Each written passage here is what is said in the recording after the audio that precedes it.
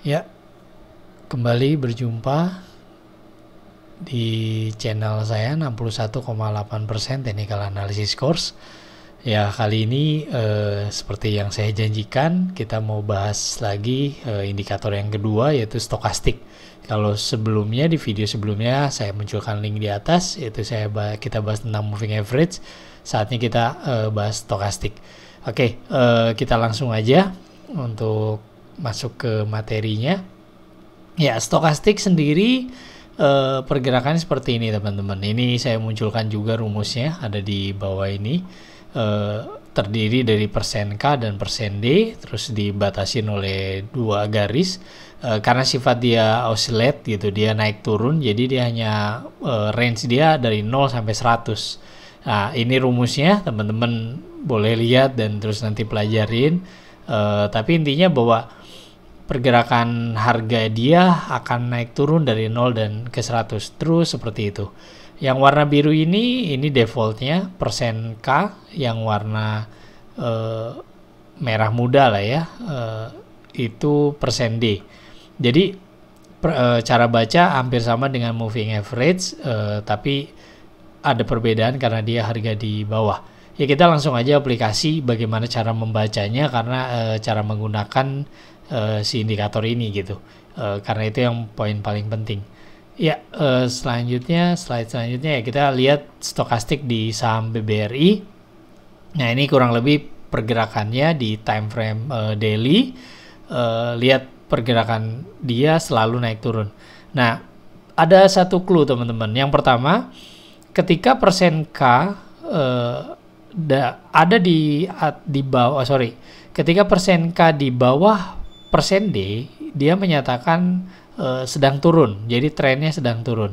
Dan ketika terjadi cross dan di area ini 20 ini di bawah overbought, oversold ya, jadi area paling bawah ini adalah area paling atas, jadi udah overbought, ini oversold.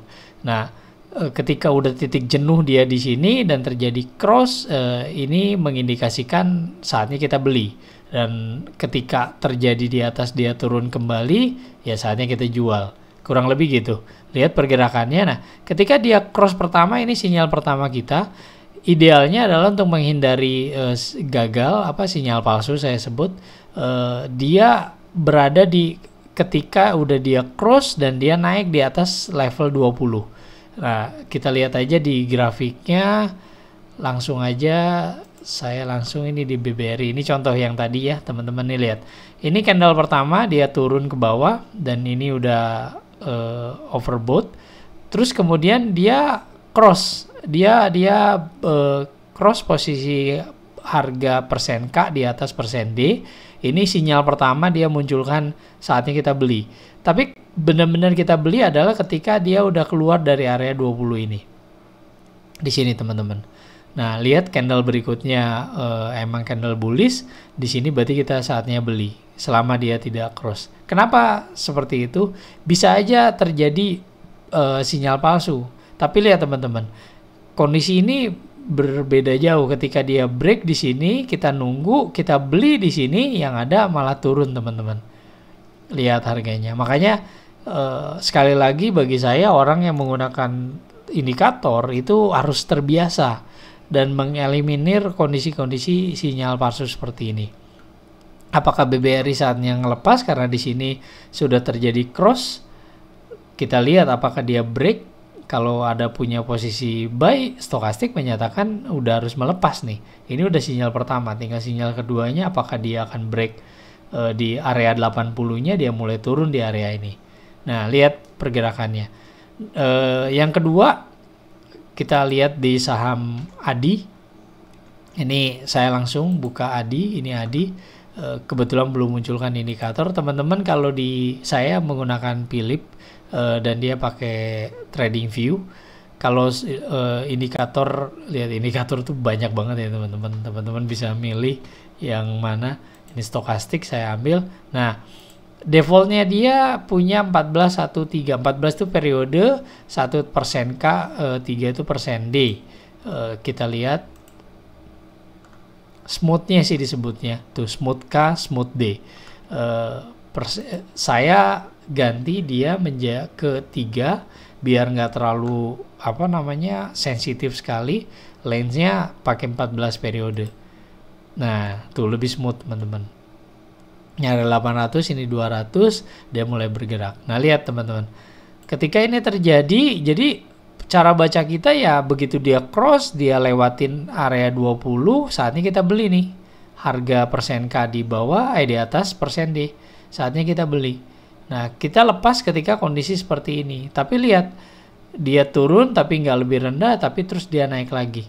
Jadi bisa jadi ini area palsunya karena dia selalu naik turun teman-teman.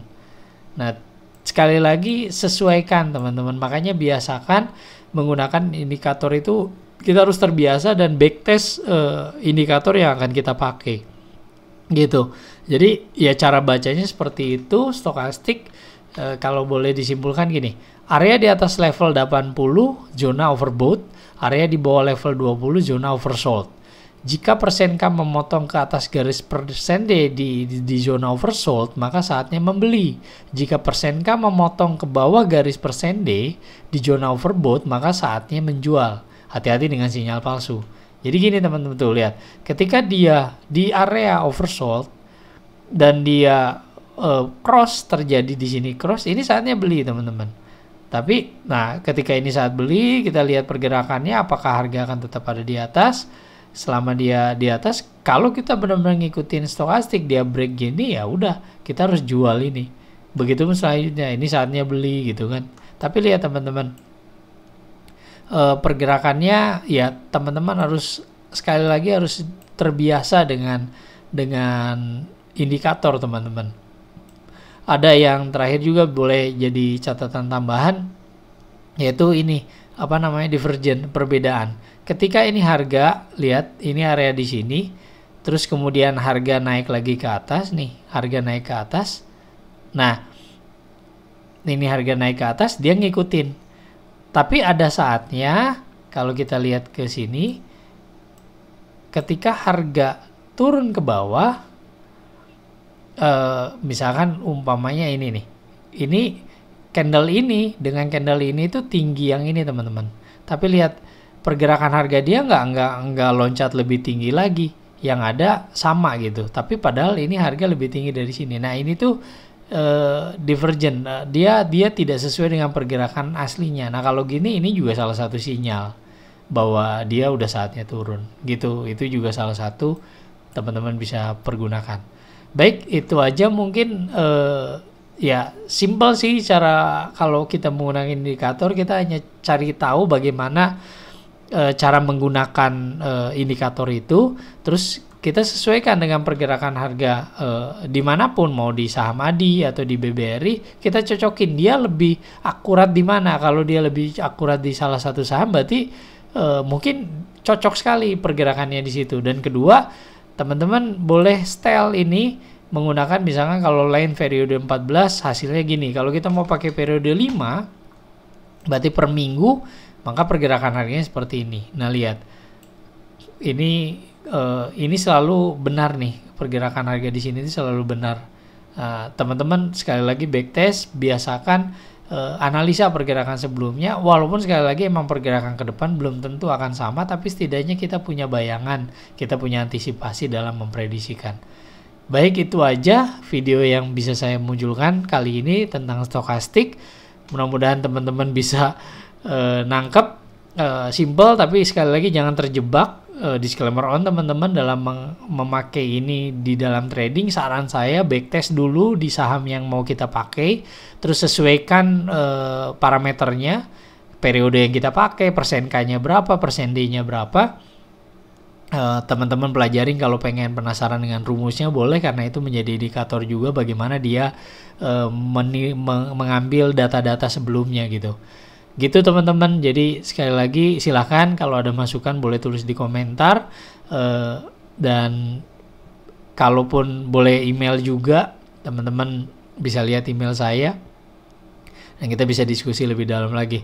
Ke depan saya maunya MACD, tapi saya nggak tahu nih, saya mau milih apakah tetap MACD atau saya akan ganti yang lain, nanti kita akan lihat minggu depan. Saya mudah-mudahan minggu depan tetap akan munculkan, karena saya hanya akan munculkan 3 indikator aja.